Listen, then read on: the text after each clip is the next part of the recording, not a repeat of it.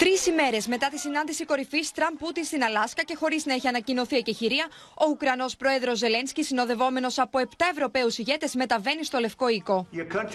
Λίγες ώρες πριν καθίσουν στο τραπέζι, ο Ντόναλντ Τραμπ έχει αφαιρέσει από το μενού Κριμαία και ΝΑΤΟ. Ο Ουκρανός ηγέτης θα μπορούσε να τερματίσει τον πόλεμο σχεδόν αμέσως, εάν το θέλει, γράφει σε ανάρτησή του ο Τραμπ.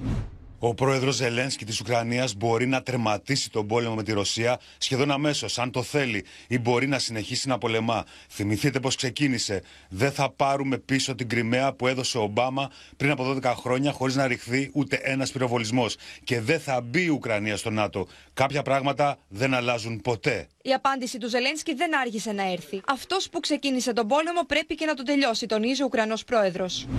Η ειρήνη πρέπει να είναι διαρκής, όχι όπως ήταν πριν από χρόνια όταν η Ουκρανία αναγκάστηκε να παραδώσει την Κριμαία και μέρος της ανατολικής μας περιοχής, μέρος του Ντονμπάς, και ο Πούτιν απλώς τη χρησιμοποίησε ως εφαλτήριο για μια νέα επίθεση. Η Ρωσία πρέπει να τερματίσει αυτόν τον πόλεμο, τον οποίο η ίδια ξεκίνησε. Και ελπίζω ότι η κοινή μας δύναμη με την Αμερική, με τους Ευρωπαίους φίλους μας, θα αναγκάσει τη Ρωσία σε μια πραγματική ειρήνη. Ο Γάλλος Εμμανουέλ Μακρόν, ο Γερμανός Φρίντριχ Μέρτς, ο Βρετανός Κιρ Στάρμερ, η Ιταλίδα Τζόρτζια Μελόνι, ο Φινλανδός Αλεξάντερ Στούμπ, μαζί με την Ούρσουλα Φοντερ Λάιεν και τον Μάρκ Ρούτε δίνουν σήμερα το παρόν στο Λευκό οίκο, θέλοντας να στηρίξουν το Κίεβο αλλά και τα συμφέροντα της Ευρώπης. Αυτό όμως δεν σημαίνει απαραίτητα ότι διασφαλίζεται η επιτυχία της συνάντησης με στόχο τις διαπραγματεύσεις για τον τερματισμό του πολέμου. Wir werden mit Volodymyr Zelensky morgen Nachmittag noch einmal ausführlich sprechen.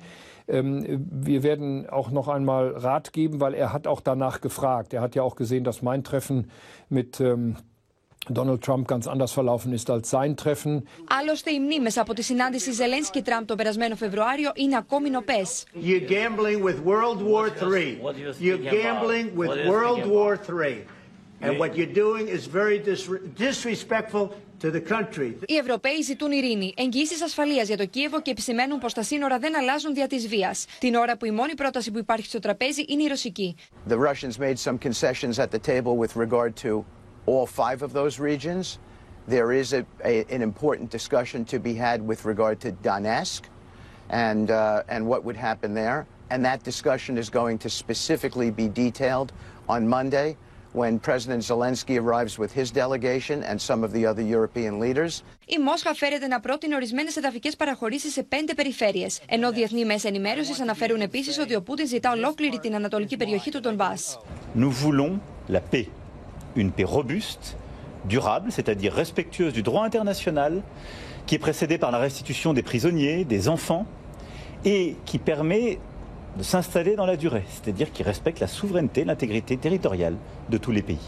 Σύμφωνα με τον ειδικό απεσταλμένο Στιβ Βίτκοφ, Τραμπ και Πούτιν συμφώνησαν στη συνάντησή τους σε ισχυρές εγγύσεις ασφάλειας για την Ουκρανία. It means that the United States is potentially prepared to be able to give Article 5 security guarantees, but not from NATO, directly from the United States and other European countries.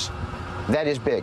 Ces forces-là n'ont pas vocation ni à tenir une ligne de front, ni à être engagées sur un conflit chaud, mais à signer une solidarité d'un point de vue stratégique. Το ερώτημα πάντως παραμένει εάν η σημερινή συνάντηση θα σημαίνει ένα νέο φιάσκο για τον Ζελένσκι ή αν μπορεί να προκύψει έστω μία ευκαιρία για πραγματική διαδικασία ειρήνης με ασφαλιστικές δικλείδες.